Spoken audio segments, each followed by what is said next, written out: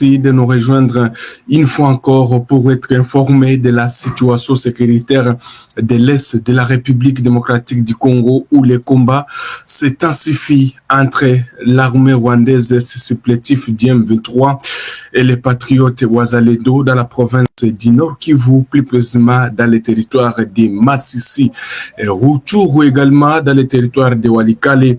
Mais dans cette édition, nous commençons dans le territoire de Masisi où les activités socio-économiques et scolaires sont paralysées depuis hier, jeudi 6 novembre 2025 dans les villages de Kivuye. Je le disais même dans certaines émissions que les combats s'intensifient toujours dans cette localité de Kivuye, dans la chefferie de Bachali, suite à l'insécurité sécuritaire caractérisée par ces affrontements qui oppose la rébellion du M23 soutenue par l'armée rwandaise et les patriotes Wazalendo du mouvement ANCDH dirigé par le général autoproclamé Jean-Marie Bonane. Ce vendredi, on nous signale que la situation reste la même dans la zone au lendemain des affrontements qui ont opposé la coalition RDF M23 et les résistants Wazalendo. Vous devez retenir que les Wazalendo qui ont réussi à déloger cette coalition RDF M23 jusqu'à prendre même les centres de Kivuye, puisque les combats se sont même intensifiés dans la localité voisine qu'on appelle Pweru. Vous devez retenir que aucune maison de commerce n'a ouvert ses portes. Les agriculteurs ne se sont pas rendus, voulais dire, dans leur champ. Tout le monde est resté à la maison toujours. Nos sources redoutent une probable reprise des combats ce soir entre les rebelles du M23 soutenus par l'armée rwandaise. Dans ces villages, vous devez retenir que les combats s'intensifient, bien sûr, surtout du côté de Kivuye.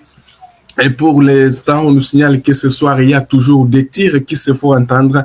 C'est pour cela que les activités socio-économiques, scolaires ne tournent pas très bien. Les combats s'intensifient, que ce soit même dans le territoire de Masisi et également du côté de Walikale. Il y a toujours la même situation. Et d'ailleurs, on nous signale que beaucoup des rebelles sont en train de faire défection au sein de M23, RDF et AFC. Au moins 72 rebelles de cette coalition RDF qui se sont rendus aux forces gouvernementales et qui étaient jusque-là cantonnés à Walikale centre. Là, nous sommes dans la province du Nord Kivu. Et vous devez retenir que ce soit 72 rebelles du M23 qui ont été acheminés ce vendredi 7 novembre à Kisangani dans la province de La Chopo. L'opération a été effectuée à partir de l'aérodrome de Kigoma. Là, nous sommes à Walikale centre. Alors, selon les porte-parole de la 34e région militaire, les majors Dieudonné Kasereka s'est rendu, ont décidé d'abandonner la coalition RDF 23 après la pression qu'exercent les forces gouvernementales appuyées par les Wazalendo sur les positions de la coalition RDF dans plusieurs localités du territoire du Nord Kivu. Vous devez retenir, même si les deux parties se trouvent du côté du Qatar, il y a toujours des combats. Chaque jour, sur toutes les lignes de front, ce novembre élève des rendus l'espace d'environ au moins présenté par l'armée démontre que la pression est forte sur les rebelles.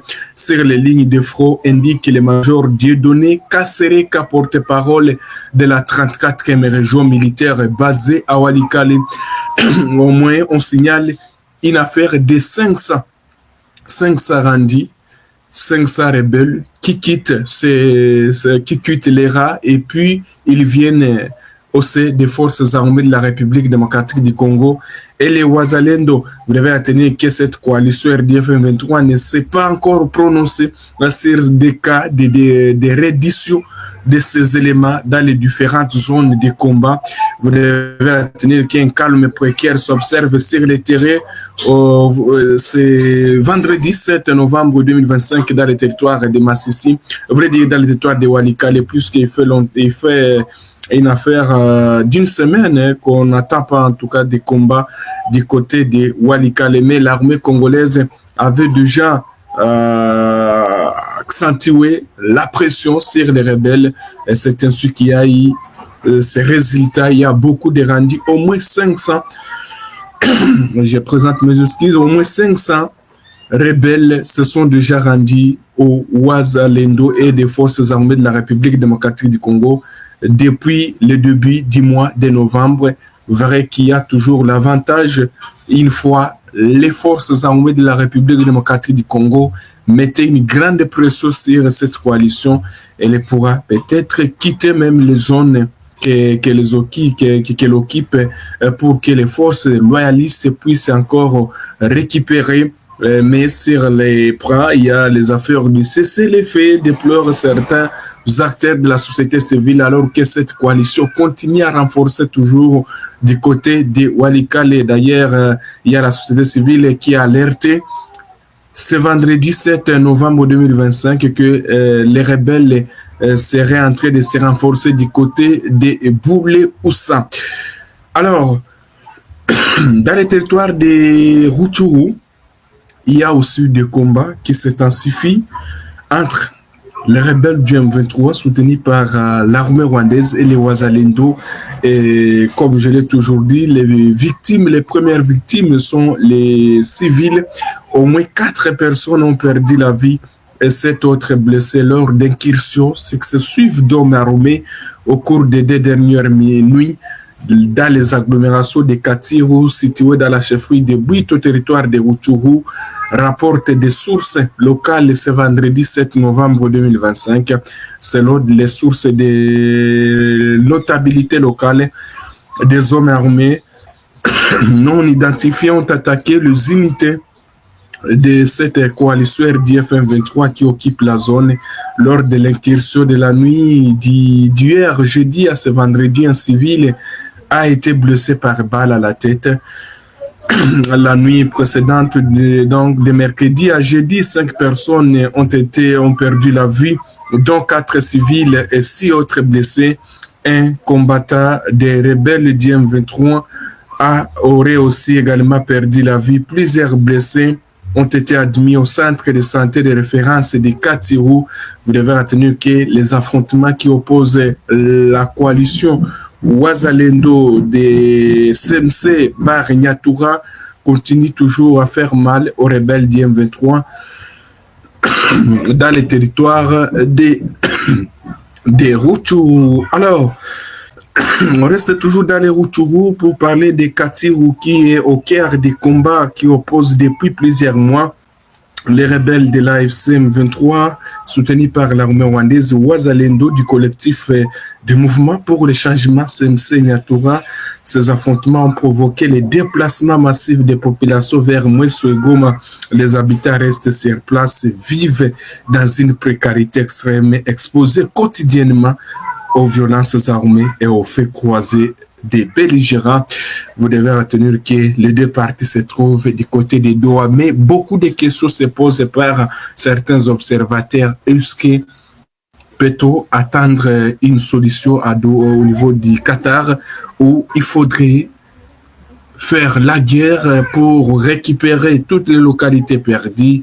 C'est une question que beaucoup de gens sont en train de se poser, puisque les 2 parties, ça fait plusieurs mois que les 2 parties sont en train de se rendre du côté des Doha, mais jusque-là, aucun résultat. Merci beaucoup à tous nos téléspectateurs qui nous ont suivis dès le début jusqu'à la fin de cette édition. Vous étiez nombreux dans les 26 provinces de la RDC à en dehors. Nous vous disons merci et surtout passez une excellente soirée.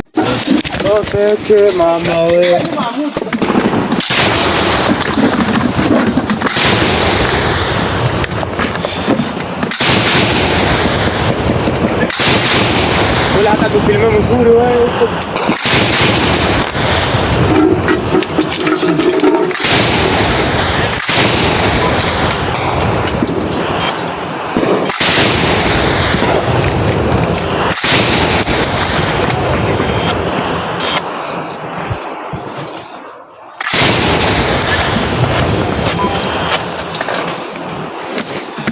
basi.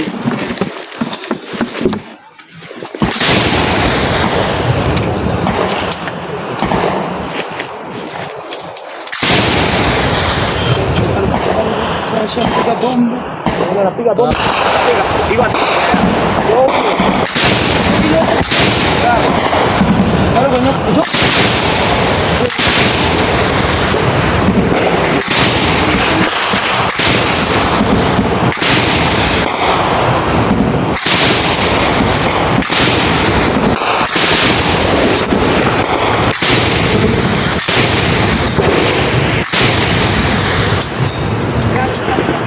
Ya sabes.